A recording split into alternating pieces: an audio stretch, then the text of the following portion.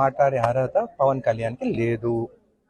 నిజంగా ఆయనకు లేదు. ప్రొఫెసర్ నాగేశ్వరరావు గారు ఆయన ఒక ప్రొఫెసర్ చదువుకొని వచ్చిన ఆయన ఒక పొలిటికల్ అనలిస్ట్, ఒక ఎక్స్ ఎమ్మెల్సీ. ఆయన గురించి మాట్లాడడం ఆయన గోటికి కూడా ఈయన సరిపోదు పవన్ కళ్యాణ్. ఈయన ఒక ప్యాకెట్ స్టార్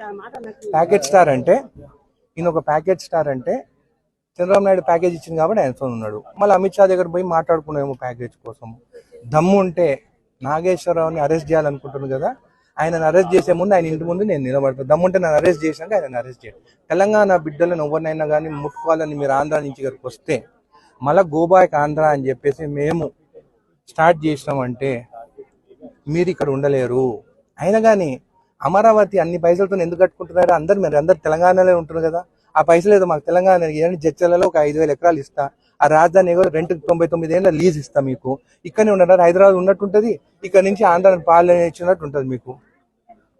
అందుకే కాబట్టి ఇష్టం వచ్చినట్టు మాట్లాడితే మాత్రం ఊరుకునేదే లేదు మా తెలంగాణ వాళ్ళ పైన. మళ్ళీ రేపు నాకు డౌట్ కూడా వస్తుంది, రేపు వైఎస్ జగన్ ఏమైనా ఎక్కువ ప్యాకేజ్ ఇస్తే జగన్తో ఉంటాడేమో అని కూడా నాకు డౌట్ ఉంది.